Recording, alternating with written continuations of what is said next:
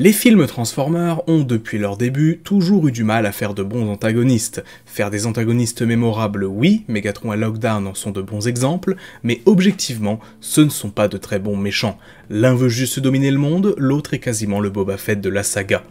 Après, mettre la faute de la nullité de certains méchants uniquement sur les films serait un peu hypocrite, car soyons honnêtes, au début des années 2000, au moment où le premier long métrage a été mis en chantier, l'ensemble des médias de la licence Transformers peinait à ce niveau. La trilogie d'Unicron a eu assez peu de méchants réellement compétents et mémorables, et les développements réellement intéressants de personnages comme Megatron commençaient à peine à voir le jour dans les pages des comics IDW.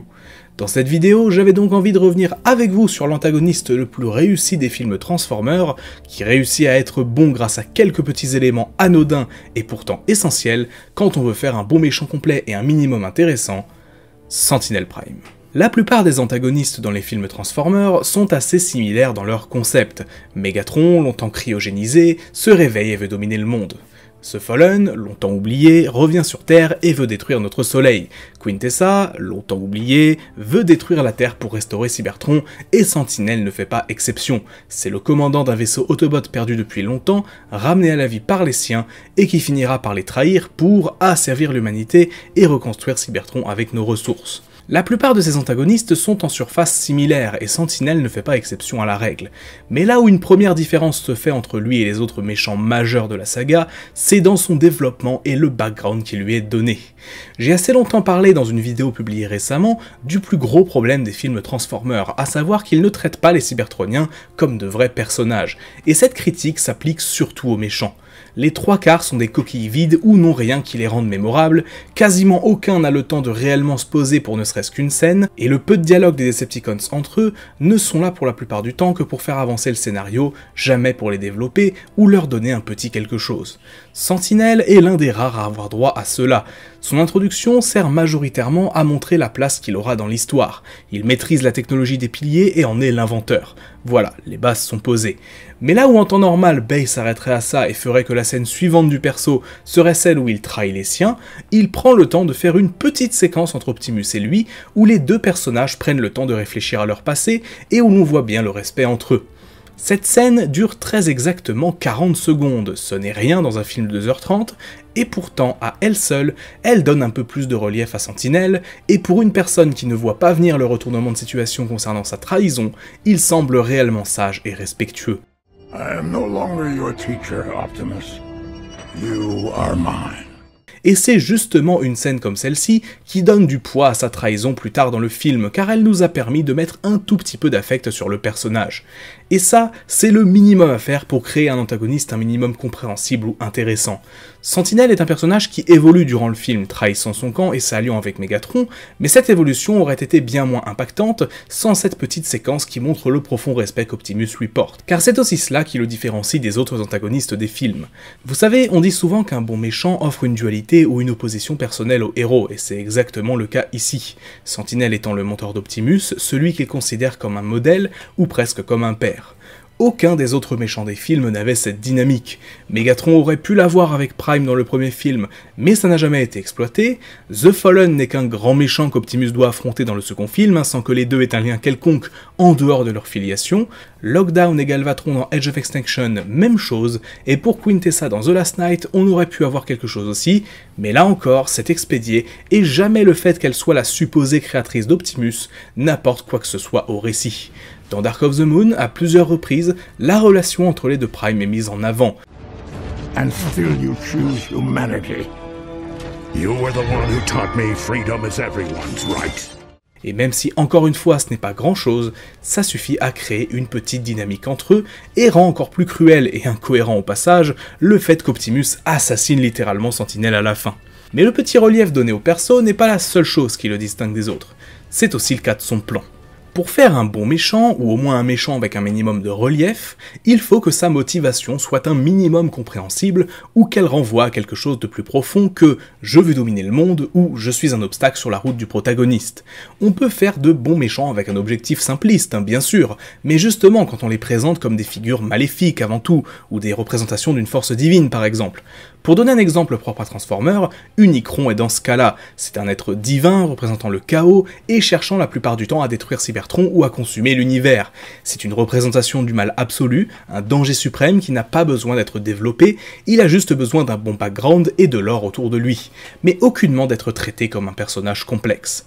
Des méchants comme Megatron, Sentinel ou Lockdown, ou autres même, sont bien présentés en revanche comme des personnages avec des motivations, un background et une personnalité, à la base du moins. Sauf que dans le cas de Megatron par exemple, on ne sait pas ce qui le pousse à agir ainsi. On ne connaît pas son background dans les films, en dehors du fait que c'est lui qui a déclenché la guerre. Enfin je veux dire, voulait-il se rebeller contre une société trop injuste? Était-il un opposant politique qui a tenté un coup d'état? On ne sait pas, enfin à moins de lire les comics dérivés des films. Dans le cas de Sentinel, son plan d'amener Cybertron en orbite et d'utiliser les humains ainsi que les ressources de la Terre pour la reconstruire est motivé par la volonté de faire revivre son monde, de retrouver cette planète telle qu'il l'a connue il y a des milliers ou millions d'années. Bien sûr, on peut discuter de la logique de cela.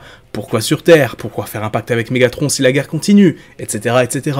Comme dit au début, je ne prétends pas que son plan est sans faille ou que le personnage est exceptionnel, mais je cherche juste à montrer en quoi Sentinel est un meilleur méchant que tous les autres que l'on voit dans les films. Au fil du long métrage, et même si le personnage a trahi les siens, on sent qu'à ses yeux, c'était une sorte d'étape nécessaire pour mener à bien sa volonté de restauration de Cybertron. Et c'était d'ailleurs, à l'époque de la sortie du film, la première fois dans la saga qu'un antagoniste souhaitait autre chose que la destruction ou la domination. Sentinel fait tout ce qu'il fait pour son monde, pas par cruauté ou par volonté de conquête. Alors oui, dans le film, c'est parfois amené assez maladroitement, surtout quand on lui fait prononcer des répliques juste pour une référence. That the needs of the many outweigh the needs of the few. Mais ses motivations sont compréhensibles, son but est noble, mais la façon d'y parvenir est ce qui fait de lui un méchant. Et au-delà de ça, c'est aussi le seul antagoniste des 5 films qui arrive, au moins temporairement, à atteindre son but. Il arrive à faire transporter l'armée Decepticons sur Terre, à faire exiler les Autobots, à faire venir Cybertron, et la seule chose qui l'empêcha de vaincre Optimus au combat est l'intervention de Megatron. En plus d'être donc le méchant avec les meilleures motivations et le meilleur développement, même s'il est minime, il est le plus efficace. Mais aussi, et surtout, il est une bonne adaptation du personnage. Sentinel Prime n'a jamais été un personnage fondamentalement bon. Avant la sortie du film en 2011, il avait eu droit à plusieurs versions, notamment en comics et dans Animated. Les caractéristiques qui se dégagent principalement du personnage sont son patriotisme, sa xénophobie à l'égard des autres espèces, et le fait qu'il soit prêt à tout pour parvenir à ses fins. Lâcher un titan sur les Decepticons, pactiser avec Lockdown, instaurer une dictature, il est à peu près prêt à tout pour sa planète ou son peuple, même quand cela dessert ces derniers. Pour moi, le cas d'Animated est assez parlant. Dans cette série, lui et Optimus sont encore jeunes, et non au début de la série, pas la position de leader suprême. Mais lorsqu'Ultra Magnus est grièvement blessé et que Sentinel prend sa place temporairement, il laisse transparaître sa véritable nature, celle d'un dictateur en puissance, prêt à tout pour gagner la guerre. Are you threatening me? That's treason, soldier! Arrest him!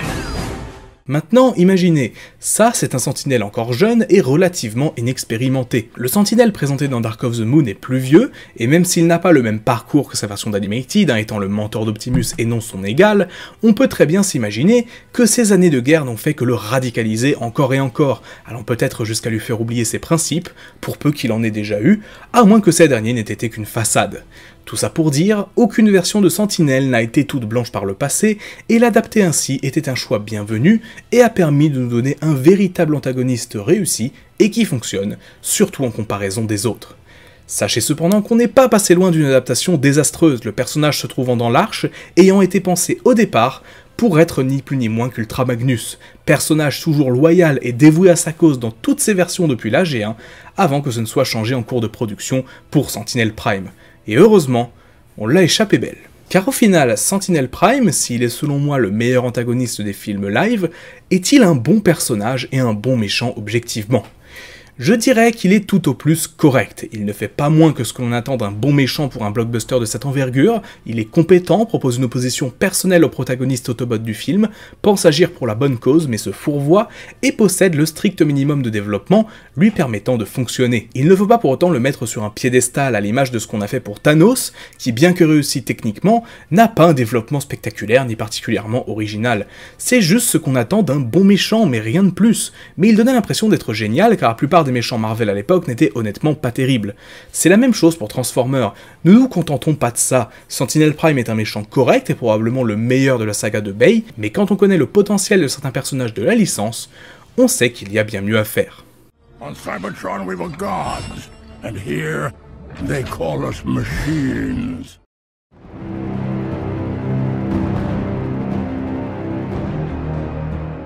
Salut tout le monde! Avant que la vidéo commence, je tiens à vous rappeler qu'on a lancé cette semaine Balljoint, la tribune du jouet, notre tout nouveau site internet qui vous parle de l'actualité, des jouets et des figurines, que ce soit récent ou rétro. Vous y retrouverez bien sûr des choses en rapport avec Transformers, mais aussi avec plein d'autres licences de la pop culture. Donc si vous êtes intéressé, eh bien le lien est en description, n'hésitez pas à venir lire quelques petits articles et à nous soutenir si jamais ça vous intéresse. Bref, sur ce, je vous embête pas plus que ça. Et on se lance dans la vidéo du jour. Salut tout le monde et bienvenue dans une toute nouvelle vidéo lore et analyse dans laquelle on va parler un peu de la société dans laquelle vivent les Transformers, la société cybertronienne. J'ai déjà traité le sujet sous plusieurs angles, notamment via une explication des origines de la guerre entre Autobots et Decepticons, mais aussi une analyse du système politique cybertronien et de son fonctionnement. Et justement, j'ai envie de revenir là-dessus aujourd'hui en m'attardant sur un exemple spécifique, puis sur un personnage qui sera sans nul doute au centre de Transformers One, à savoir le prédécesseur d'Optimus, Sentinel Prime. Vous le savez, l'une de mes séries favorites de la licence Transformers est Animated, le reboot de 2008 ayant totalement réinventé la formule parallèlement au premier film de Bay, tout en s'appuyant sur nombre d'éléments de lore et de clins d'œil à la première génération. C'est l'une des rares séries à proposer un contexte qui se situe après la fin de la guerre cybertronienne et la victoire des Autobots dans celle-ci. Les jeunes générations de bots comme Optimus ou Bumblebee n'ont jamais connu la guerre qui ne leur est racontée que par des archives et des individus l'ayant vécu, comme Ratchet entre autres. Mais alors, à quoi elle ressemble cette société pacifique et fonctionnelle, régie par les Autobots, qui a réussi à défaire Megatron dans la Grande Guerre? Eh bien déjà, on va s'intéresser à ce qu'on sait de l'origine de la guerre ici. La série nous explique que Megatron, à la tête des Decepticons, a voulu s'emparer du pouvoir et dominer Cybertron, puis par extension la galaxie tout entière. Et dans les faits, oui, Megatron est le gros bad guy de la série, il a un objectif clairement conquérant et de domination. Cependant, il évoque à de rares occasions, notamment dans des discours, l'oppression dont les Decepticons ont été victimes. Et si on peut se dire que c'est simplement un mensonge, une façon de légitimer ses actions, les faits ne lui donnent pas totalement tort. Dans l'encyclopédie The Allspark Almanac, servant d'univers étendu à la série, on apprend que lors de la montée en puissance du mouvement Decepticon, Ultra Magnus, à la tête des Autobots et par extension donc de Cybertron, a mis en place le Decepticon Registration Act, un fichage des individus appartenant à ce mouvement politique dans le but d'enrayer leur ascension, voire même peut-être de les éliminer si besoin. On ne sait pas si c'est spécifiquement cela qui a déclenché la guerre, mais en tout cas, ça a contribué à envenimer la situation. Le gouvernement Autobot en place, voyant la montée d'un mouvement d'opposition, n'a tout de suite pensé qu'à la répression et la surveillance. Et une fois la guerre gagnée et les Decepticons vaincus, qu'est-ce qui a été fait par les Autobots? Eh ben, les Decepticons ont été exilés de Cybertron, les forçant à vivre dans des coins reculés de la galaxie. On peut voir sur cette carte, représentant les différentes forces en présence dans cette dernière, que les Autobots fonctionnent sous forme de Commonwealth et que les Decepticons sont sous forme d'Empire. On notera d'ailleurs qu'en plus des deux camps de Cybertroniens, les Quintessons, Nébuliens ou encore les Vok possèdent chacun des sphères d'influence. Mais le principal point à retenir de tout ça, c'est un exil. Un exil pur et simple. Les Decepticons auraient pu être démantelés, faits prisonniers, avec même la possibilité pour certains d'avoir une seconde chance, quitte à garder Megatron et ses plus importants généraux en prison, voire même aller, si on veut vraiment aller loin, les exécuter pour trahison ou pour crime de guerre. Mais non, littéralement, chaque Decepticon existant qui faisait partie du mouvement a été exilé de leur planète natale pour aller vivre dans des mondes étrangers et éloignés. Et cette décision, elle est non seulement un peu cruelle, mais aussi peu pertinente. Cruelle car malgré tout, les Decepticons restent des Cybertroniens, c'est également leur planète d'origine, et plutôt qu'une cohabitation ou un vrai dialogue potentiel avec eux, le gouvernement Autobot a fait le choix de les chasser.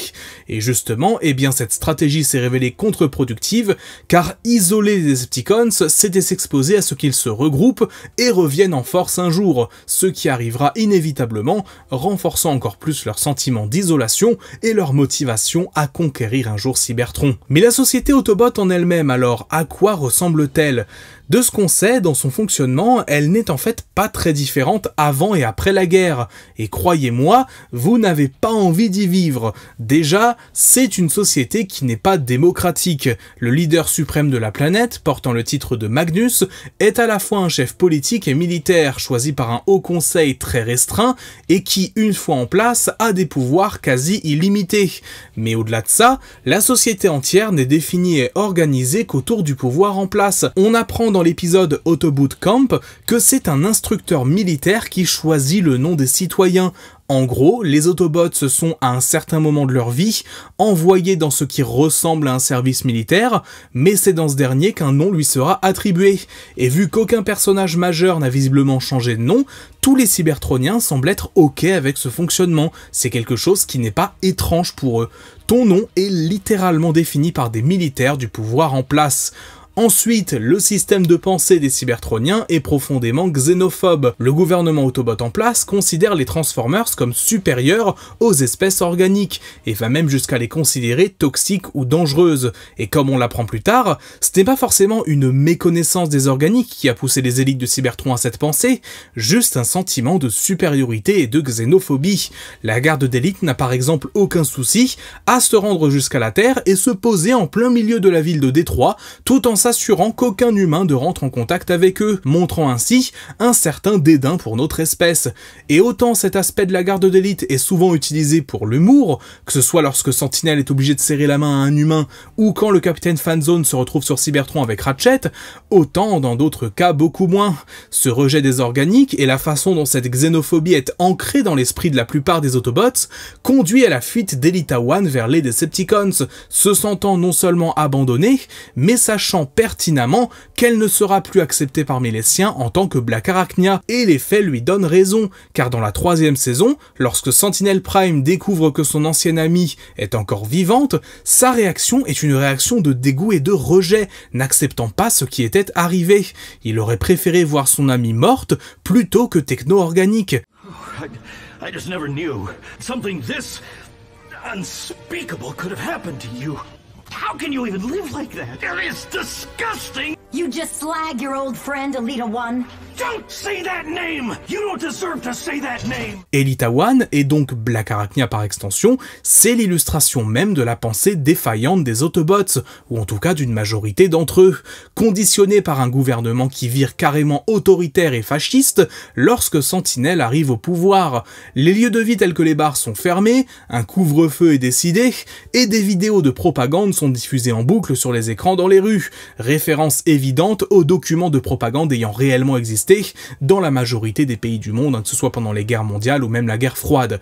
Et dans Animated, tout comme dans beaucoup d'autres histoires, le fascisme de Cybertron, la pensée profondément xénophobe d'une partie ou de la totalité de la société cybertronienne est symbolisée par un personnage, Sentinel Prime. Animated fait de lui une caricature volontaire d'un dictateur en puissance, une version jeune du personnage qui est prêt à tout pour l'idéologie dominante, à l'inverse d'Optimus, qui en est critique et est devenu un héros à la fois pour la Terre et pour Cybertron, prouvant que les organiques ne sont pas les monstres que la société présente. Mais dans les autres médias de la franchise, Sentinel est le symbole de ce qui ne va pas sur Cybertron. C'est souvent lui qui est au pouvoir avant Optimus, voire qui est à l'origine de la rébellion des Decepticons.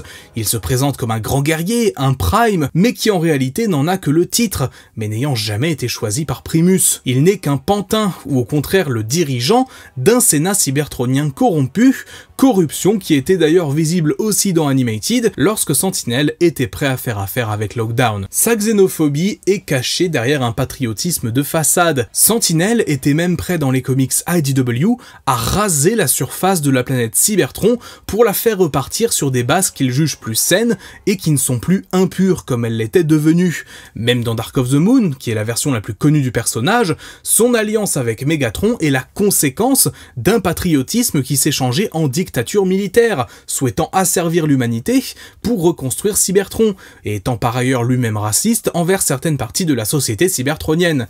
Oui, dans les comics dérivés de Dark of the Moon, s'il tue Ironhide, c'est non seulement car il en a l'occasion, et aussi parce que c'est un grand guerrier, mais aussi parce que ce dernier était membre des Tetacons, une tribu cybertronienne que Sentinel ne supportait pas.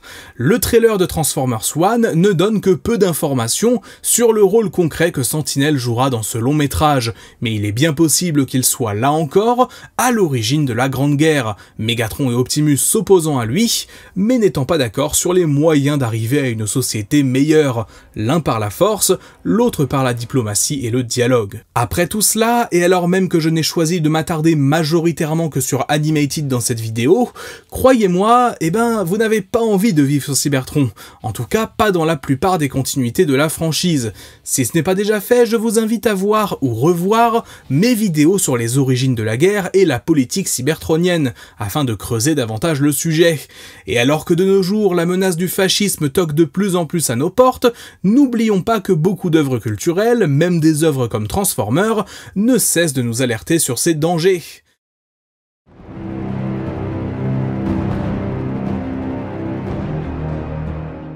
Il est l'un des personnages que j'attendais le plus dans Transformers One, le faux Prime à la tête des Autobots avant Optimus, un chef de guerre supposément héroïque, connu pour être un dictateur en puissance. Aujourd'hui, on se penche sur le cas de Sentinel Prime et comment il a été porté à l'écran dans le dernier film Transformers. C'est assez intéressant pour le signaler, mais c'est la deuxième fois que Sentinel est adapté au cinéma, à chaque fois en tant qu'antagoniste important, et pourtant, le Sentinel de Transformers One n'a pas grand chose en commun avec sa version de Dark of the Moon. Concernant ce dernier, je vous conseille d'aller voir mon analyse que je lui ai consacrée il y a déjà 3 ans, une vidéo sur laquelle mon avis n'a que peu évolué. Pour moi, Sentinel Prime reste le méchant le plus intéressant du Bayverse, même si ça n'en fait pas pour autant un personnage ultra profond ou original, juste une bonne opposition personnelle pour Optimus Prime et un antagoniste compétent pour le 3e film. Mais vous le savez aussi, notamment si vous avez regardé l'une de mes vidéos sur la politique cybertronienne, ou même simplement mon focus dédié à Sentinel Prime, c'est vraiment un personnage majeur dans l'histoire de la planète des Transformers. Il est souvent le prédécesseur direct d'Optimus, ou en tout cas est venu peu de temps avant lui, mais il est aussi en partie ou totalement responsable de la montée en puissance des Decepticons et de la révolution violente qui ravagea Cybertron. Et pour le coup, Transformers One s'appuie totalement sur cette prémisse pour sa version du personnage, mais pas que. Sentinel Prime dans Transformers One est donc le leader de Cybertron avant le début de la guerre, un chef vu par la population comme celui qui a repoussé les quintessons et sauvé la planète. Tout d'abord, sur le plan visuel, on retrouve chez ce Sentinel des inspirations de plus ou moins toutes ses versions précédentes dans la licence. Ses couleurs à dominante de bleu, avec des teintes dorées, sont un mélange de ses versions Animated et War for Cybertron. Alors, si vous vous posez la question, le personnage a beau s'appeler Zeta Prime dans le jeu, son nom complet est Sentinel Zeta Prime, comme confirmé par des médias dérivés. Les deux ne sont qu'un seul et même personnage dans cette continuité. Bref, on retrouve ça tout d'abord, mais aussi des inspirations de la version des films, avec sa double épée, mais aussi d'une certaine façon ses ailes qui forment une cape, de la même manière que le Sentinel Prime du Bayverse avait des parties de son véhicule dans le dos qui faisaient le même effet. De même, son upgrade qu'il utilise en combat, qui tire des missiles de partout, est une inspiration claire de l'armure Apex que possédait le perso dans les comics IDW, et qu'il utilisait en combat contre Megatron. Tiens, ça me rappelle quelque chose. Finalement, la seule itération du personnage à ne pas être trop référencée ici, c'est la version de base des comics, où le personnage a une dominante de orange. Bon, je sais que c'est peut-être une coïncidence, mais ça aurait quand même été très cocasse que le plus gros fasciste de Cybertron, qui exploite les travailleurs et a lui-même divisé la population, soit représenté comme un mec tout orange. Bon, ça aurait été rigolo. They're eating the dogs. They're eating the cats. Mais n'allons pas trop vite. Sur le plan de l'histoire, cette version de Sentinel Prime s'appuie en partie sur ce que l'on sait de lui dans l'encyclopédie The Covenant of Primus et les romans de l'univers des jeux War for Cybertron, détaillant son histoire et comment il est devenu le leader de la planète ici. Un peu à la manière de Transformers One, dans cette continuité-là, Sentinel n'était au départ qu'un dirigeant fantoche mis à la tête de Cybertron par les Quintessons lorsque ces derniers ont envahi la planète, mais sa soumission à ces derniers ne dura qu'un temps. Il assembla une force de résistance et parvint à les chasser, étant donc ici un vrai héros de guerre, malgré les conditions discutables de son arrivée au pouvoir et le fait qu'il ne soit pas un vrai Prime. En effet, c'est là aussi un point repris par Transformers One, le fait qu'il ne soit un Prime que par le titre, n'étant pas digne de posséder la matrice. Il est par ailleurs aussi responsable, dans l'univers de War for Cybertron, de la colonisation de nombreuses planètes par les Transformers, des colonies qu'il laissa à l'abandon lors d'une épidémie de Rust Plague, se propageant de monde en monde, choisissant de sauver Cybertron au prix de toutes les autres planètes qui composaient son empire. Donc ouais, Sentinel reste toujours un personnage ambigu, peu importe s'il penche plutôt du bon ou du très mauvais côté. Et dans Transformers One justement, eh bien on a un Sentinel Prime qui pour le coup penche totalement du mauvais côté, et ce sans trop de nuances, mais on va y revenir. On le découvre très tôt dans l'intrigue lorsqu'il s'adresse à la population de Yakon et annonce ne pas avoir trouvé la matrice du commandement lors d'une expédition à la surface de Cybertron, chose qu'il fait aussitôt oublier en déclarant que le lendemain sera une journée festive, sans travail, pour profiter de la course des 5000 de Yakon, une épreuve sportive à travers la ville. Cet événement, c'est l'occasion pour lui de se mettre en avant quand il est présenté comme l'icône de Yakon, le sauveur de Cybertron, celui qui fait peur aux Quintessons. Bref, un joli petit culte de la personnalité qui fait mouche auprès de la population, notamment D16, qui le voit comme un modèle de leadership. Personnellement, je suis biaisé puisque je suis fan, et je savais à quoi m'attendre de Sentinel, mais même pour un spectateur lambda, on comprend très vite que ce perso est à minima un énorme égocentrique, au pire quelqu'un qui cache clairement des choses. Et à ce stade, peu importe ce qu'il cache, ce qu'on n'a pas encore appris de lui, on voit qu'il fait fonctionner la société comme un bon régime autoritaire bien huilé. Les Cybertroniens sont divisés entre les travailleurs dans les mines, ne possédant pas de coque de transformation, et ceux qui peuvent se transformer et qui occupent les strates plus importantes, mais jamais cet ordre n'est remis en question, car Sentinel se présente comme un chef bon et courageux qui demande du courage aux travailleurs pendant que lui s'aventure régulièrement à la surface de Cybertron pour chercher la matrice, qui permettra de nouveau de faire couler l'énergon en quantité. De la sorte, il établit une sorte de pacte social, rendant plus acceptable les tâches qu'il demande aux Cybertroniens sans T-Cog. Certes, les conditions de travail sont difficiles, même très dangereuses, mais en minant l'énergon, la société continue d'exister, et Sentinel est là pour protéger les siens, puisqu'il est vu comme celui qui a mis fin à la guerre avec les Quintessons, le seul Prime survivant après la mort de tous les autres lors d'une grande bataille. Ce côté guerrier et protecteur, c'est aussi caractéristique de beaucoup de régimes autoritaires dans notre monde, dont les accomplissements militaires, présents ou passés du dirigeant, sont continuellement rappelés et mis en avant, de même qu'un rôle de protecteur entre guillemets pour les siens. Donc à partir de là, on se doute bien qu'il y a plus à tout cela, et que Sentinel Prime n'est pas clair, chose qui est confirmée lorsqu'Orion Pax, D16, Elita et B127 rencontrent Alpha Trion, qui leur raconte la vérité sur la mort des Primes. Ces derniers ont été trahis par Sentinel, leur principal assistant, qui a passé un marché avec les Quintessons pour prendre le pouvoir sur Cybertron. On le voit alors intervenir personnellement dans la bataille pour appuyer ces derniers, tuant plusieurs de ses alliés et exécutant Zeta Prime avant de lui dérober la matrice.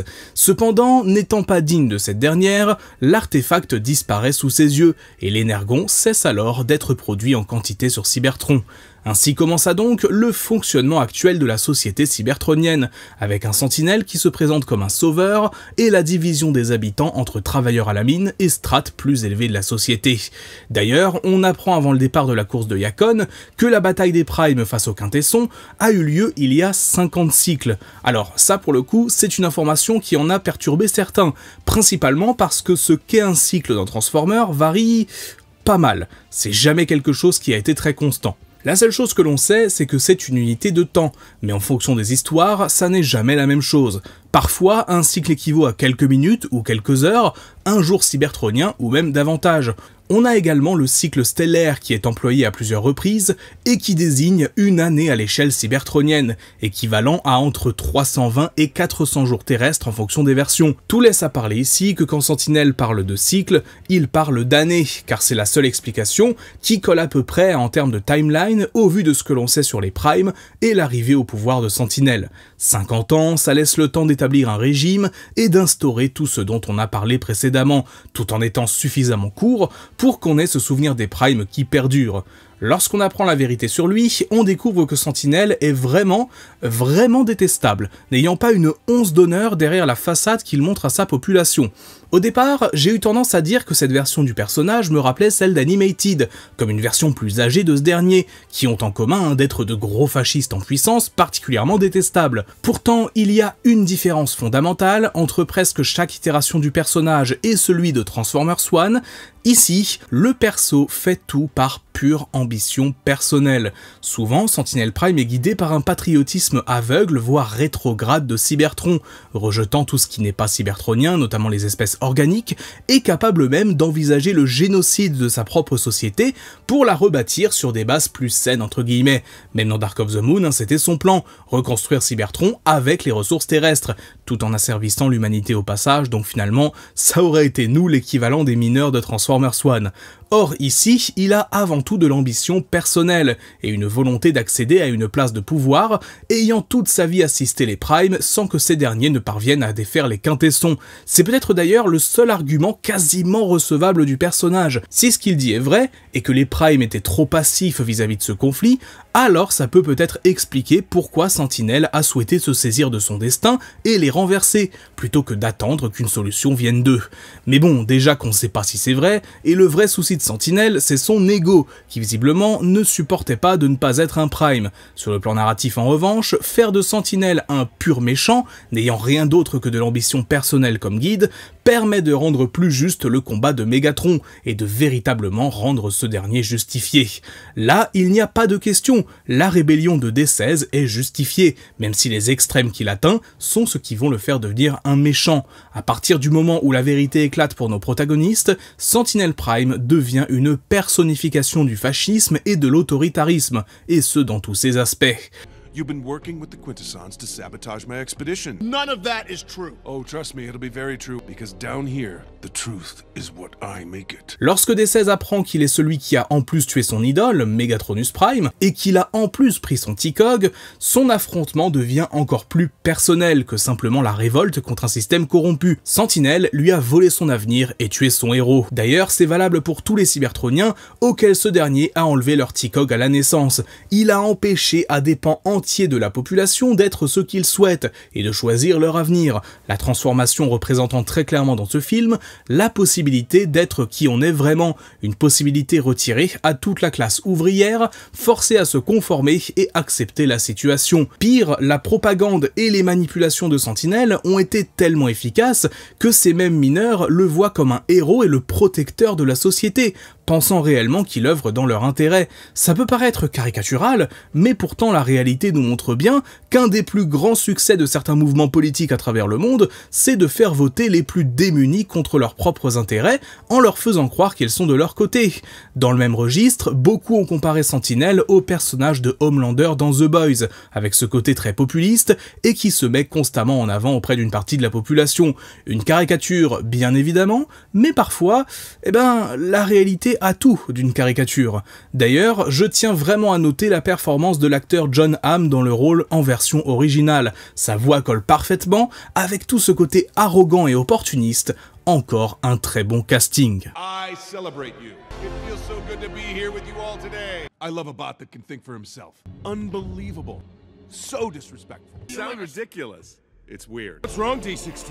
Rise up! Et alors, avec tout ce qu'on a vu là, il fallait une fin satisfaisante, une fin qui conclut parfaitement l'histoire de cet antagoniste.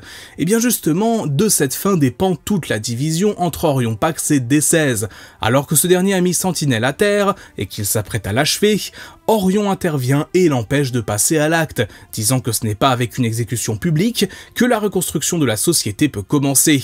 Sentinelle venait d'être exposé devant les yeux de tous les citoyens, ses crimes avaient été révélés par Elita et Orion, et tout le monde était désormais au courant de son pacte avec les Quintessons, lui faisant donc perdre toute légitimité.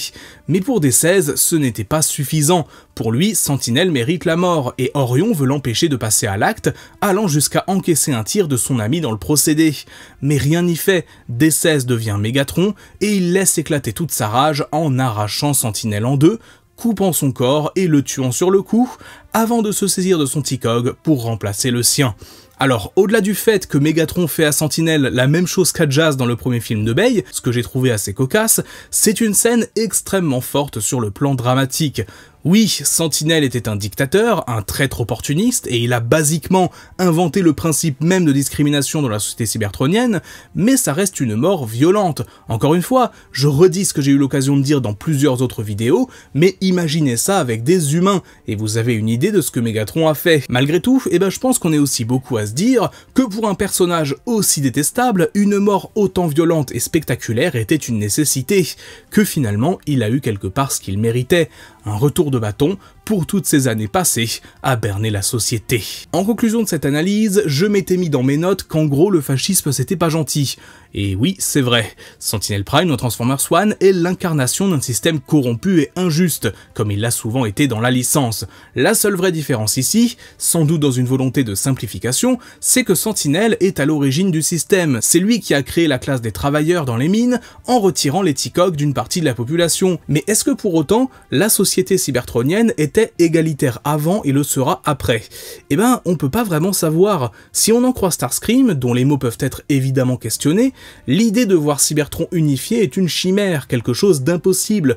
Est-ce que ça veut dire qu'il y a déjà eu des divisions avant l'arrivée de Sentinelle?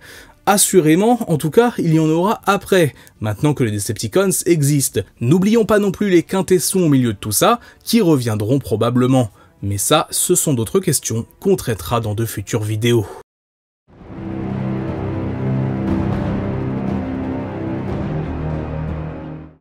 Salut tout le monde, bienvenue dans une nouvelle vidéo, question pour Magnus, un peu différente de d'habitude, car aujourd'hui on ne va pas parler de lore, mais on va plutôt parler d'une des théories les plus populaires concernant l'univers des films de Michael Bay, à savoir est-ce que Sentinel Prime travaillait avec Quintessa, ou était-il même manipulé par cette dernière, de la même manière qu'Optimus dans The Last Knight?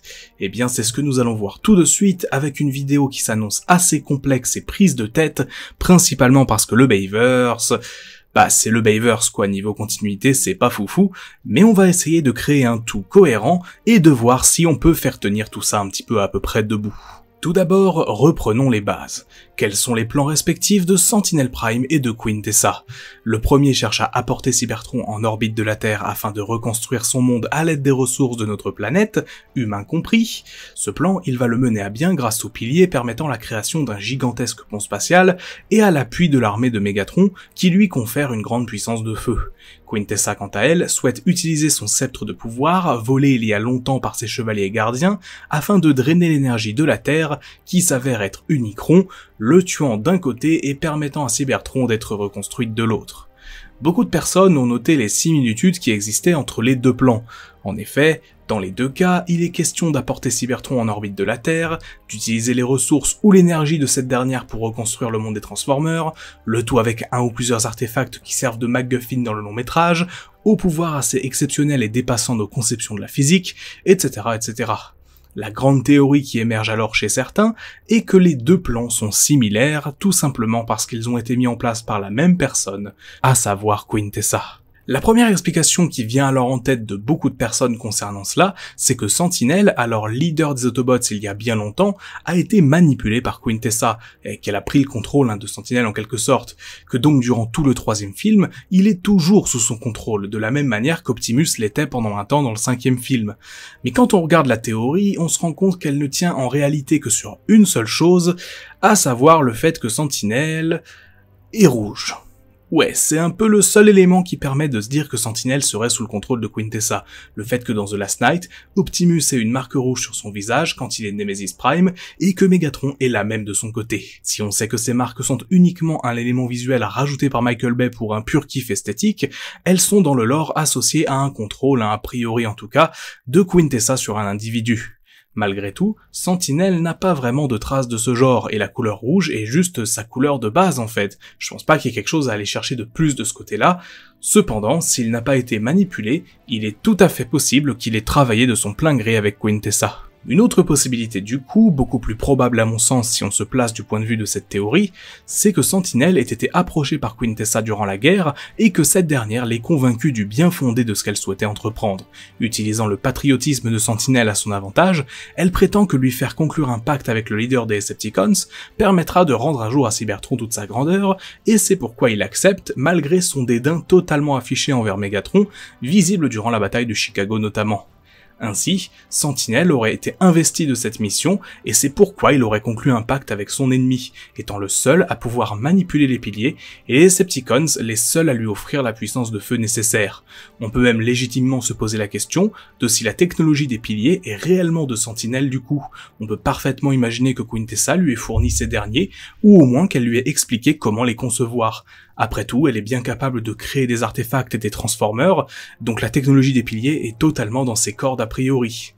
Mais d'ailleurs, un être quasi divin, capable de créer des artefacts et qui se désigne comme un Prime, ça ne vous rappellerait pas quelque chose? Et oui, je parle bien évidemment de Solus Prime, l'une des 13 Primes originelles, capable grâce à sa forge de créer toutes sortes d'artefacts mystiques ayant des pouvoirs sans égal. Cette Prime avait par ailleurs des sentiments pour Megatronus, celui qui deviendra le Prime déchu, The Fallen. Et à partir de là, on peut étendre cette théorie encore plus loin et supposer que Quintessa était même indirectement à l'origine des événements que l'on voit dans Revenge of the Fallen du coup. En effet, en supposant que Quintessa ait plus ou moins pris la place de Solus Prime dans la mythologie du Bayverse comparée à la mythologie de base de Transformers, et en supposant qu'ici son but soit maléfique, on pourrait très bien imaginer qu'elle souhaite mettre son plan en action dès l'époque des Primes. Elle aurait ainsi demandé aux Fallen, par amour du coup, de faire mourir la Terre en détruisant notre Soleil. En effet, un point de scénario qui est souvent oublié dans le second film, c'est que le Fallen ne veut pas seulement détruire la Terre aux dépens de la vie présente dessus uniquement pour l'énergie de notre étoile, il est aussi dit qu'il méprise l'espèce humaine et qu'il lui voue une haine toute particulière, le genre de haine qu'il aurait pu avoir en apprenant que ces derniers sont des formes de vie conçues sur la planète qui s'avèrent être le némésis de Cybertron, Unicron. Ainsi, Quintessa, dans le but ultime de tuer Unicron, aurait manipulé chaque méchant des 5 films Transformers à un moment donné.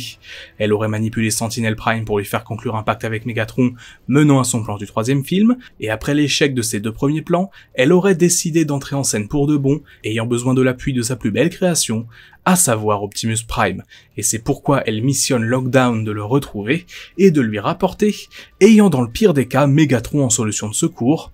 Décidément, le pauvre se fait vraiment pas respecter, il est le dernier choix pour accomplir la mission de Quintessa, et paradoxalement, c'est le seul qui arrive presque à la mener à bien. Du coup, la grande méchante, l'antagoniste principale qui planerait au-dessus des 5 films, c'est bien Quintessa, qui d'après cette théorie, serait derrière la grande majorité des événements survenant dans cette timeline, exception faite, disons, du premier film, où Megatron agit bel et bien seul. Mais alors du coup, on peut tout à fait se demander quelle est du coup la vérité sur Quintessa. Une chose qui n'est pas totalement claire sur elle, c'est son identité. Elle se présente comme la Prime de la vie, ayant des pouvoirs vraisemblablement divins, mais dans le même temps, elle est décrite par ses anciens chevaliers de Cybertron comme la grande manipulatrice, la grande tentatrice, sous-entendant donc que ce qu'elle peut dire ou avancer n'est pas forcément à prendre pour argent comptant. Megatron en tout cas semble convaincu qu'elle est bien une divinité de Cybertron, la décrivant dans une des nombreuses lignes alternatives du film comme la plus impitoyable de nos dieux. Petite précision, oui, The Last Knight a eu plusieurs versions différentes lors de sa diffusion en salle, avec des lignes changeant parfois de l'une à l'autre. Nitro Zeus, par exemple, c'est un cas assez connu, a certaines de ces lignes différentes en fonction de la version par exemple. Bref, Megatron la considère comme une divinité donc, mais quel genre de divinité? L'une des primes originelles, c'est envisageable disons, mais en tout cas elle devrait forcément être à part de ceci, ne serait-ce que par son apparence physique et ses pouvoirs complètement hors normes. Qu'est-ce qu'on a d'autre concrètement concernant son passé? On sait que des textes anciens sur Terre, sans doute transmis par les chevaliers gardiens, la décrivent comme une déesse folle qu'Unicron va affronter en sortant ses cornes de la surface de la Terre. Un être si puissant que même Unicron la craint et se met en position de défense quand elle arrive. C'est d'ailleurs ce qui est important à distinguer. Cybertron et la Terre ont beau être liés, être une sorte d'ennemis, d'opposés, c'est Quintessa qu'Unicron affronte dans les prédictions, pas Cybertron directement. Cybertron n'est qu'une planète que cette dernière peut contrôler, et d'ailleurs, du coup, selon toute vraisemblance, Primus n'existe pas ici, car je doute qu'il laisserait son enveloppe physique être manipulée de la sorte par un individu aux attentions malfaisantes. Du coup, ça laisse songeur concernant la véritable identité de Quintessa. On pourrait se dire, dans une autre idée, qu'elle est basée sur les quintessons, mais dans le lore de Transformers, ces derniers n'ont jamais autant de pouvoir. Ils ont une très grande intelligence, un savoir-faire, et oui, parfois certains pouvoirs, mais jamais des choses de ce niveau-là. Enfin, la dernière hypothèse avancée concernant le personnage, c'est qu'elle serait à l'origine humaine. Effectivement, d'après certaines personnes, y compris l'un des principaux producteurs des films, Lorenzo Di Bonaventura, le fameux, Quintessa pourrait être en réalité une humaine venue d'un futur lointain, remontée dans le temps, pour créer les Transformers visiblement. Le comment et le pourquoi resteraient à déterminer, mais ça ferait le lien avec le fait qu'elle ait une apparence extrêmement humanoïde, plus encore que les Cybertroniens de base, et qu'elle soit capable de prendre une forme humaine à la fin de The Last Knight. Bon, évidemment, cette théorie, il y a un nombre incalculable d'incohérences de toutes sortes dedans. Créer une théorie qui s'étend sur une saga entière, c'est déjà de base quelque chose de complexe. Mais dans une saga comme le Bayverse qui passe son temps à retcon à peu près tout et oublie souvent les éléments de scénario des films précédents, c'est quasiment mission impossible. Malgré tout, on peut arriver à un résultat qui tient globalement debout, en faisant un peu de gymnastique intellectuelle et en admettant que ce qu'on imagine dans notre tête n'est certainement pas quelque chose que les scénaristes eux-mêmes ont pris en considération. Mais vous savez, c'est quelque chose que j'admire énormément dans le Bayverse, et surtout dans la communauté qui en est extrêmement fan. C'est cette dévotion à vouloir créer des théories et des interprétations bien particulières afin d'établir une continuité relativement solide. Et c'est pour ça d'ailleurs que le débat autour de l'aspect reboot ou préquel du film Bumblebee a autant fait couler d'encre entre les fans. C'est parce que malgré les incohérences monstres créées volontairement par Bumblebee, on pourrait très bien s'imaginer des théories farfelues pour expliquer pourquoi Optimus Prime est sur Terre en 1987.